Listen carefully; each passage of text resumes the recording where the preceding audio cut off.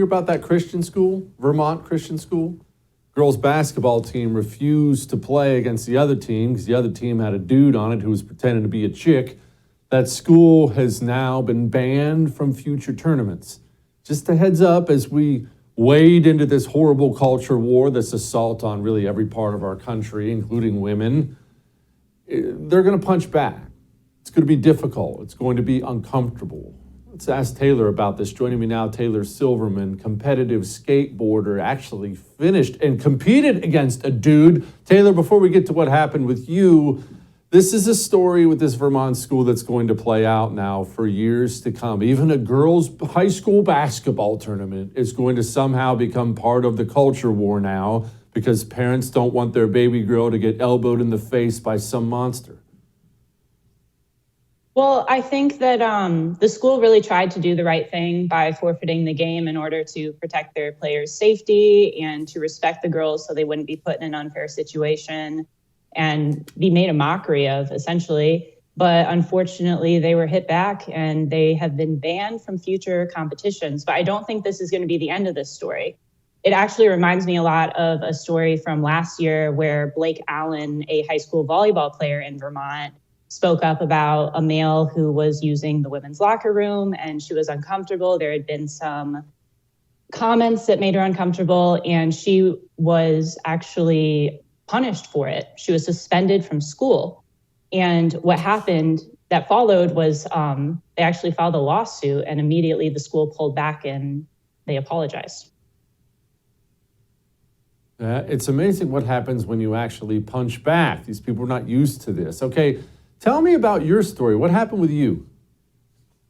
Well, I first encountered this situation back in 2018, I believe was the first time. And I went to a contest, flew out to California, had booked a place to stay, and actually spent money out of my own pocket to be able to be there, along with some help from some sponsors. And I realized upon getting there that there was a male in my division. And then it happened again in 2020 when I traveled to Chicago. And the first couple times it happened, I honestly thought that this was going to be something that was very quickly resolved, that people would realize was not the right way to handle it, and that wasn't the right way to go forward with the situation, that there would be a way to include everyone without doing so at the expense of female athletes. But then in 2021, I competed in a qualifier for a Red Bull contest, Red Bull Cornerstone. And I was invited to a finals event in Lincoln, Nebraska, where I went out and again, the day of the contest, found out that there was a male in the division. And this person actually went home with $5,000 of the women's prize money, leaving me in second place. At the time that it occurred, I was really unsure how to handle it. And I didn't know how to approach the situation. It's a very uncomfortable situation to be in, obviously. So I reached out to Red Bull privately by email, of which we'd corresponded before, thinking that they would have a discussion with me. But unfortunately, they completely ignored me. And it got me wondering how many other people are trying to speak up and being shut down. So I turned to social media, which I had a small following on Instagram at the time.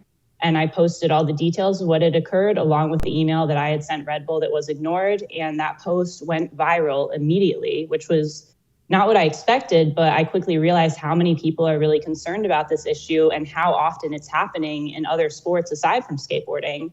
And since then, I've continued to use my voice because I think this is an issue worth fighting for. And I don't want to be the last generation of female athletes to experience equal opportunity and fairness in sports like I was afforded growing up, but unfortunately had taken away from me as an adult.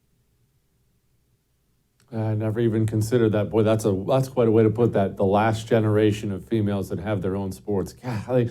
All right, what's the backlash been like? The backlash has mostly been online bullying. At first, when I first posted this, my small following, a lot of them turned on me and called me names, called me a bigot, called me transphobic, all the names in the book that they go through when somebody speaks out against the woke agenda. But then the post started getting shared and media picked up on it. And I realized that the support that I was receiving outweighed the backlash greatly. Another interesting part to my story that I think differs a little bit from some of the other athletes that have spoken up is I happen to be Jewish. So I was called horrible names and attacked for being a Jew, which really blew my mind because this is a crowd that claims to be all about inclusivity and diversity. But the second I spoke up, I was attacked for my ethnicity. Taylor, you know what? I want to play this video for you, and there's something that's been hitting me. You're the perfect person to ask. Here's this video. What like is a woman? Hold on. are- Hold on. Go ahead. I didn't have anything to say yet. But what is a woman? A person? No, but what is the definition of what is a woman? I don't know, I'm confused now. I personally, as an individual, respect trans people. I Sure. respect trans women. So I'm not going to come on here and invalidate them by saying that. I understand completely where you're coming from. But just from my personal preference, I don't feel comfortable doing that. Answering the question. So what is a woman? I'm gonna say what she said. I don't feel comfortable. Like, this is. I just feel like that's like not. I don't know. I feel like there's a better question that could be asked in this situation. I've seen that clip circling the internet.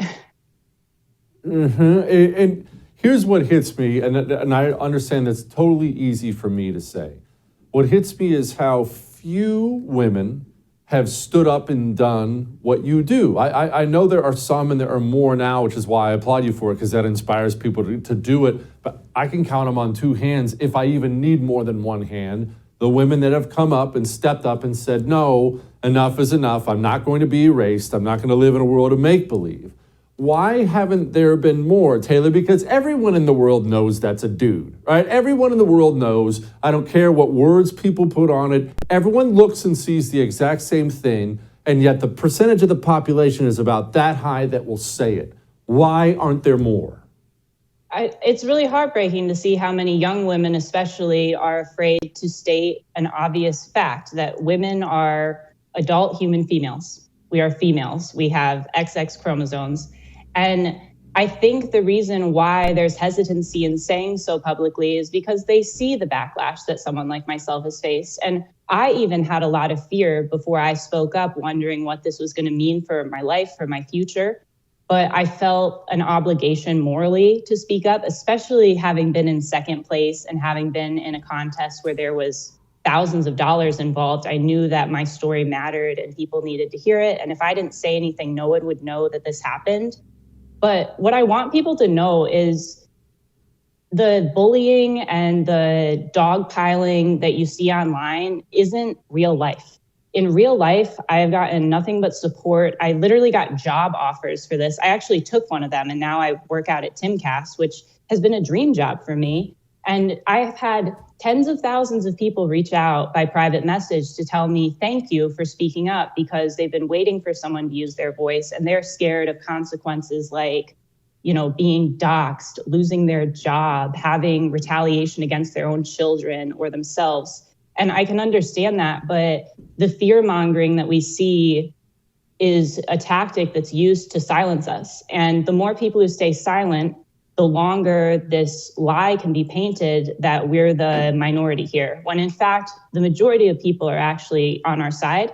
And this isn't a political issue. It's actually very nonpartisan in the sense that people who disagree on a lot of other issues can unite on this one, because we all care about women's rights. We care about our daughters. We care about the female athletes that we love that are in our lives. And even people who have no connection to this or are not involved in sports, they have enough common sense to know this is wrong.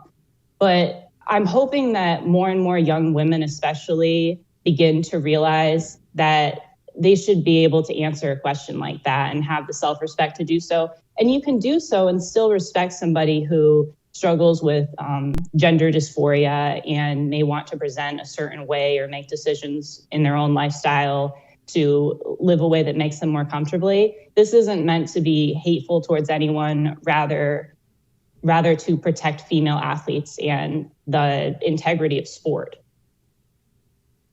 Taylor, I appreciate it. Good luck to you. Love Tim. Give him my best. Oh, definitely. Thank you for having me.